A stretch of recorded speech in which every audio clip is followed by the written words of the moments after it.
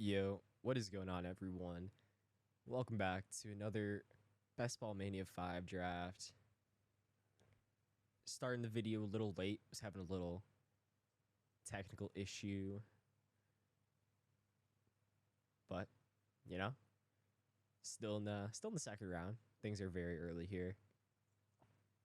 For me and my takes this year, you can just essentially auto draft the first round, miss the first round.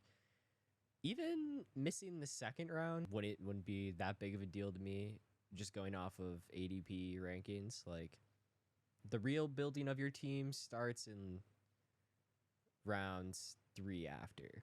That's where you can like really differ and start to gain some significant edge. Obviously, it's worth a lot picking the most nutted player in a certain range, obviously. But if you keep your exposures flat to the best players,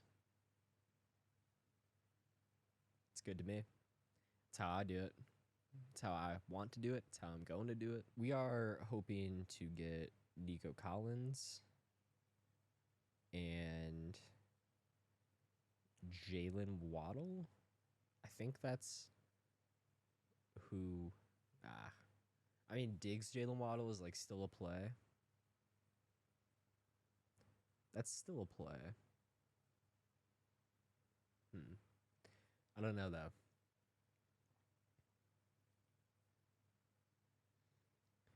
Bit of a tricky range. I think we want to get some Laporta here. Granted, we make week 17 because obviously Detroit versus San Francisco, week 17. It's pretty important.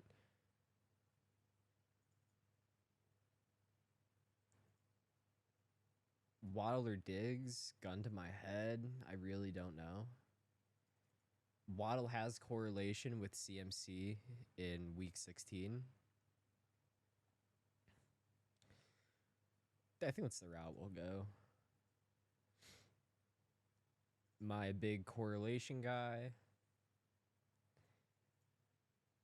I'd say I'm more of a roster construction guy than a correlation guy, but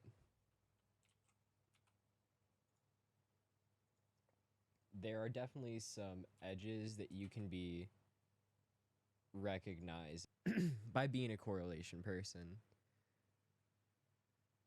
Multiple years in a row, we've seen the Best Ball Mania winner have correlated week 17.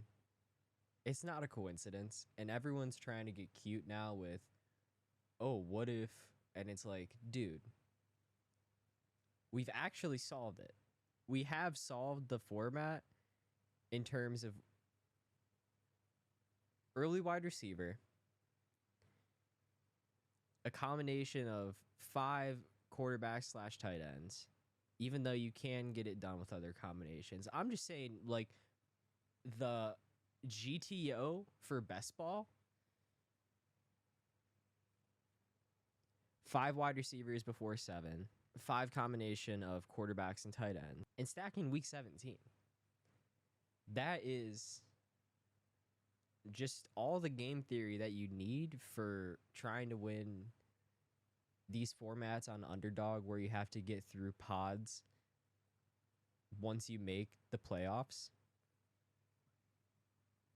There has been a proven system with a lot of data behind it now. We are now in year 5. And you could argue small sample size and people aren't trying enough things / smart people aren't trying enough things. There's always arguments, and I'm sure that we aren't playing the best possible version of best ball that we could be. If you let a computer like learn the format, I'm sure it would be playing it a lot more optimally than we are. But we haven't reached that point yet. We're nowhere near that. Not yet, at least.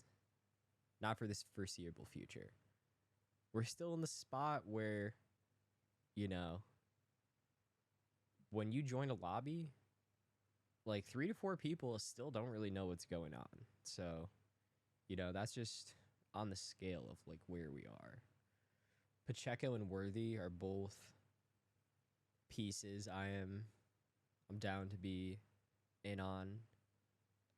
Rashee Rice pretty much just getting deleted from this Chiefs team for an X amount of time is the absolute nuts for their secondary pieces. So everyone else that just isn't Rashee Rice just gets a massive boost because he was for certain going to eat up a large portion of the routes, target share, a lot of important things.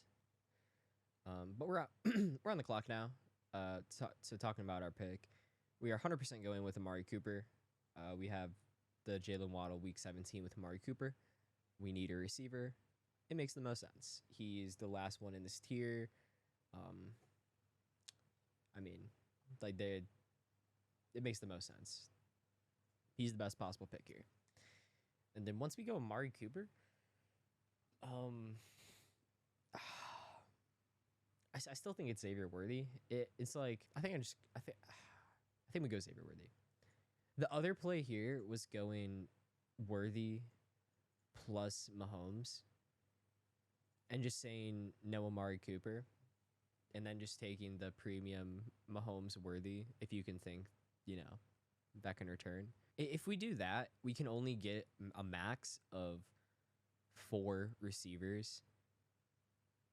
And I don't know if I want to be taking necessarily 5 receivers before 7 in this specific spot, just because of the quality of receiver that might be there might not be what I'm looking for. I might be trying to get a running back plus a receiver in that range, for example.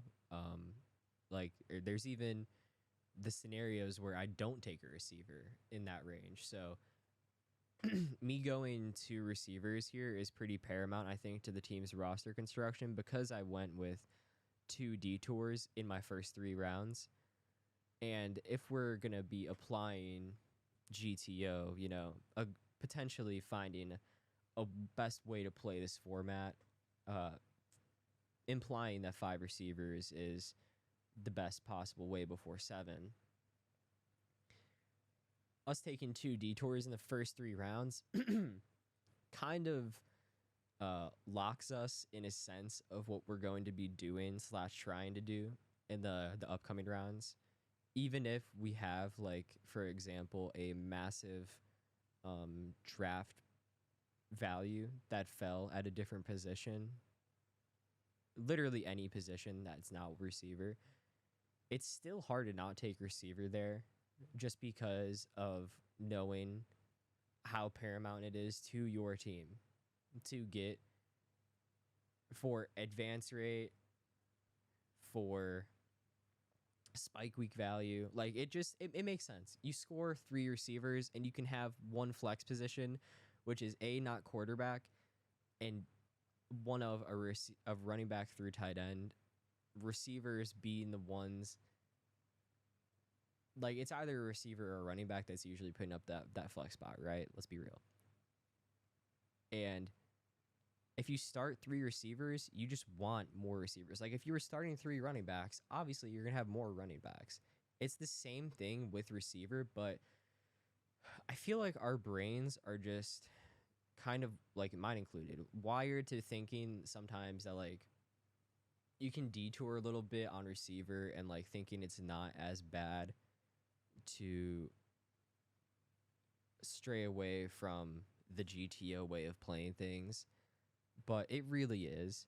Like, it really is not great. It has been proven with math through advance rate, through, like, countless people's articles. Like, the numbers have been ran. We should be on receivers, boys. We should be on receivers. And so we're going to be going JSN here for certain. I've become a bit more of a JSN bull. We go in JSN. He's an ADP riser. Feel like he's someone that could easily just get up to within the high 60s by the end of the year. Dude, like, JSN's ADP, there are so many mini camp reports that could potentially come out about this kid that would just rocket his ADP. So Brian Thomas, Aaron Jones, Zamir White. I think we're going Brian Thomas. Just a GTO. That this one's hard for me because Zamir White and Aaron Jones ceilings, I wouldn't argue, are better than Brian Thomas's. I'm not gonna argue that. I don't know many people that would, but again, it's just one of those things where, like, give me the receiver here, because once picked like 10 through 15 come around, and I'm trying to take my receiver hypothetically 5 through 7 in that range, my first 4 receivers are going to need to be so good. Like, I'm going to need to have multiple of the best receivers on that team to be able to push through, if not just hit the nuts in the range. And obviously, you're trying to hit the nuts regardless, but there's a, like, I feel like a broken record right now, but like I'm just repeating myself saying there is a way that we can massively improve our odds of hitting the nuts. And when we do hit the nuts, our teams will be so much stronger on average. 2 picks away here, we are absolutely praying that Jonathan Brooks is on the board. We will be slamming Mr. Jonathan Brooks. Probably just going to go Jonathan Brooks plus Tua. I haven't checked out what the Tyreek Hill situation is. Wow. Khalil Shakir. I like it. I actually really like this guy's team. Like, he's taking detours, but I like his team. It's a nice little squad. And Shakir at 94 is spicy. Like, that is... I'm fucking with that. Enough about his team, though. Just going to go Brooks plus Tua here, I think. We can check on the Tyreek situation. I mean, he does have Stroud, but he has 2 chances to take Tua, and if Tua's on the board at 116, I mean, he has 4 receivers, 2 running backs. I've seen too much. I've seen it before, man, and like in an ideal world, I'm picking Mostert here. I think I'm either picking Mostert or Njoku here in an ideal world. I think both are really good picks because we can go Njoku and then Tua doesn't matter as much because we can go Deshaun Watson then and then try and set up something else with like Jared Goff, Geno, Trevor. But I do value Tua a lot. His deep ball rating is just the best in the league. It grades out as the best deep ball in the league last year. And there's no reason that's going to get worse. Obviously, he could regress and not just consistently be the best deep ball thrower in the league every year. That's... I'm not saying he's going to be the best deep ball thrower in the league every year, but I'm saying if he strays from top 5, that would kind of shock me because of his deep ball rate and just the plays that they're able to draw up for Tyreek and Jalen Waddle. It makes too much sense. Tua is someone that I'm probably just going to be, if I had to guess,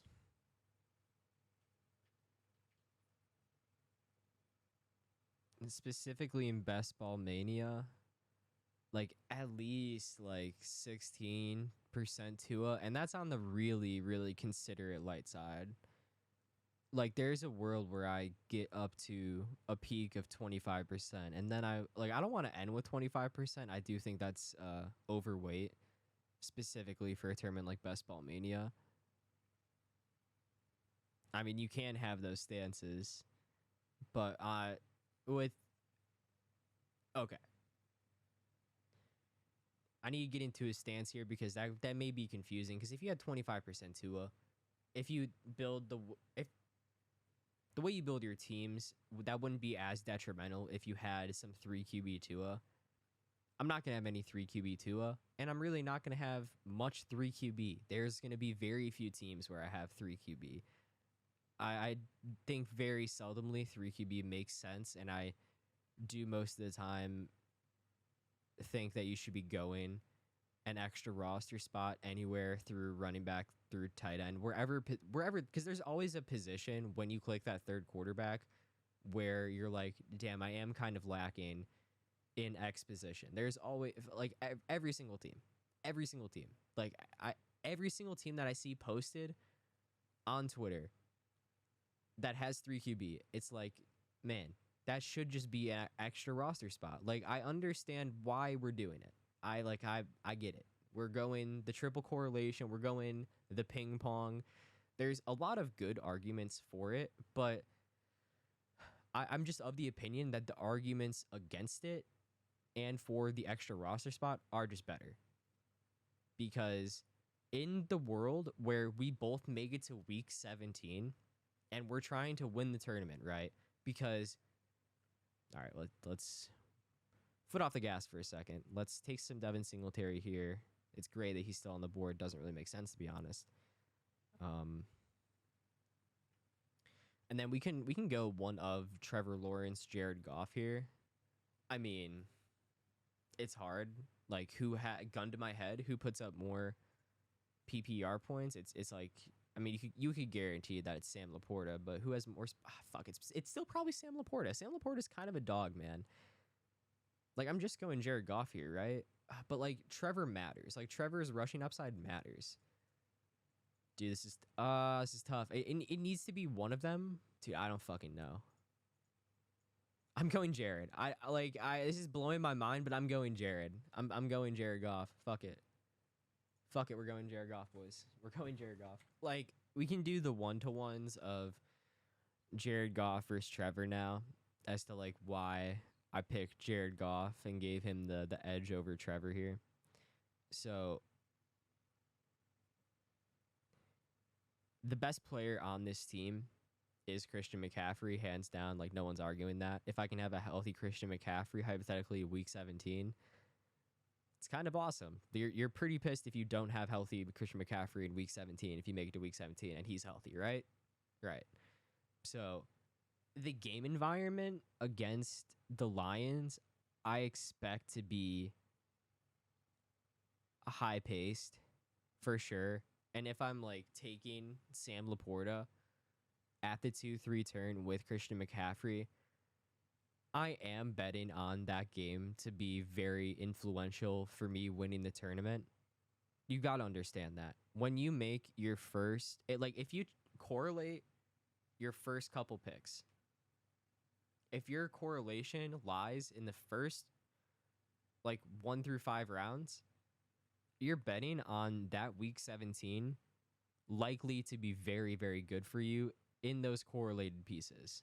That's likely going to be a good game for you in the scenario that you do have upside of winning the tournament. So if I go Trevor Lawrence here and Sam Laporta has an insane game with over 100 yards, a touchdown, maybe even 2 touchdowns, I don't get to have... I'm just going to lose to the teams, because of Christian McCaffrey also going off too. This is implying in the world that Christian McCaffrey also alongside him goes off.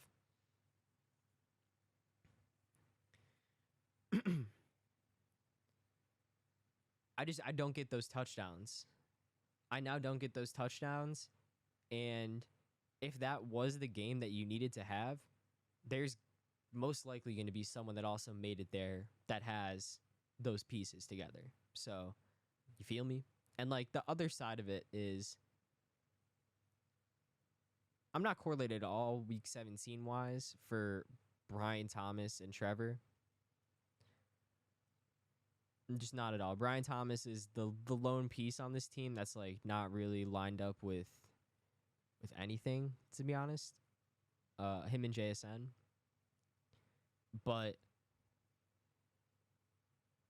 like it'd still be a great duo to have, you know, of like Trevor, Brian Thomas. Like if I'm picking Brian Thomas at 73, Trevor's gonna have some great fucking weeks that come along with that, you know? Yeah, I think I'm gonna go Jermaine Burton here. You get a little more receiver help. I'm probably gonna end up with 7 receivers on this team, if I had to guess. And then here I'm deciding if Marshawn Lloyd is the move. I think he might be the move. It's like Marshawn Lloyd or Jalen Wright. No, we'll go Jalen Wright on this team. Because I think again with the correlation argument, like, I mean, are these players positively correlated? And the answer is they could be. Like we saw, I mean, I'm not really gonna pull up the 70-point game because like you can't really pull anything from a 70-point game. But there are weeks where Raheem Mostert and Tyreek Hill are both in the top 3 players of their respective positions. So it's not out of the realm of the possibility that there are multiple relevant weeks where there is a Miami Dolphins running back that finishes as the best. And there's also a relevant week from Tua plus Waddle. Totally possible scenario. Talking a little bit about Marshawn Lloyd. He has great contingent upside this year and going forward. Anytime Josh Jacobs gets hurt, it just feels like what we thought the situation was going to be for Zach Charbonnet. That's just like what it is for Marshawn Lloyd. And so if you like put those together, it because there's no way that Josh Jacobs is going to get the pass catching role. Zamir White was getting the pass blocking / pass catching role over Josh Jacobs.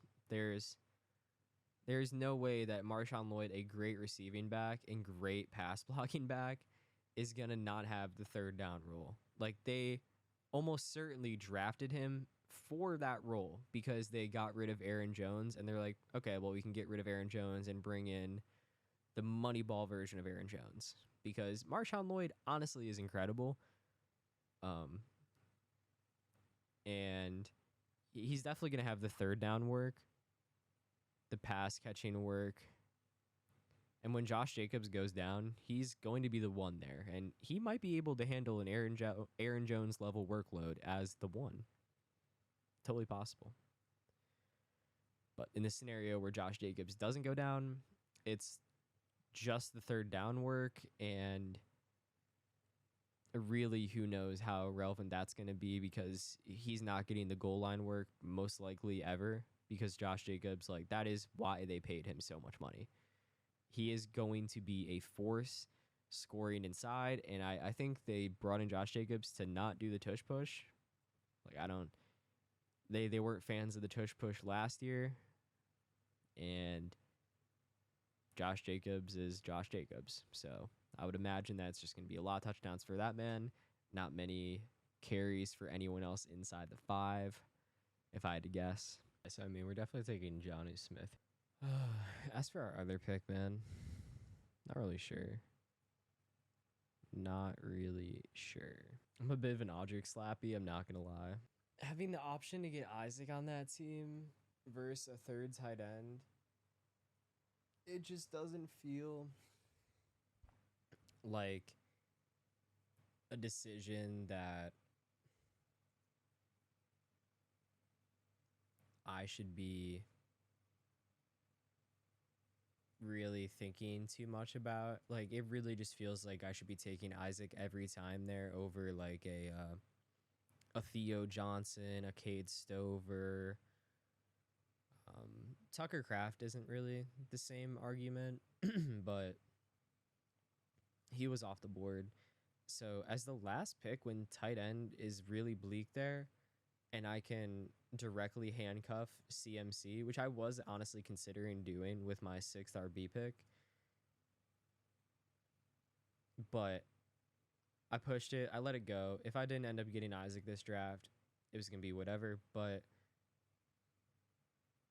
directly handcuffing CMC or having a potential third tight end that might not matter, I think I'm just going to take the handcuff. Is it a better upside pick? It's hard to say. Honestly, it's hard to say in this spot. I'm a big proponent, and I mean, I literally said, like, what is GTO of a combination of 5 quarterbacks and tight ends, to make sure that you always get the edge at the 1Z position. But you don't always have both of your quarterbacks paired up with your tight ends. And I'm directly correlated here with an elite, like the potential best tight end in the league next year with his quarterback, and then Tua with Jonnu, who I think is massively underpriced / underprojected right now. So again, I don't like, if you're drafting, the best structure is 2-6-7-3 or 2-5-8-3 with 5 really strong running backs. I think those 2 are by far the most optimal strategies for drafting. Just any structure that you find yourself in where you don't have 3 quarterbacks or a combination of 6 onesie positions, hey, you're in a nice little, you got a nice little something going on there. But 2-7-7-2, Tua, Jared Goff, Christian McCaffrey, Jonathan Brooks, Devin Singletary, Jalen Wright, Antonio Gibson, Audric Estime, Isaac, not saying his last name, direct handcuff to CMC. Then for our receivers, we got Jalen Waddle, Mari Cooper, Xavier Worthy, Jackson Smith and Jigba, Brian Thomas, Jermaine Burton, Malachi Corley. And then you can look at this and be like, 4 rookies. And it's like, man, like, first of all, Xavier Worthy is live to just be the wide receiver 1 for the Chiefs next year. Like real talk. I'm just gonna end the video. Sam Laporta, Johnny Smith. Catch y'all next.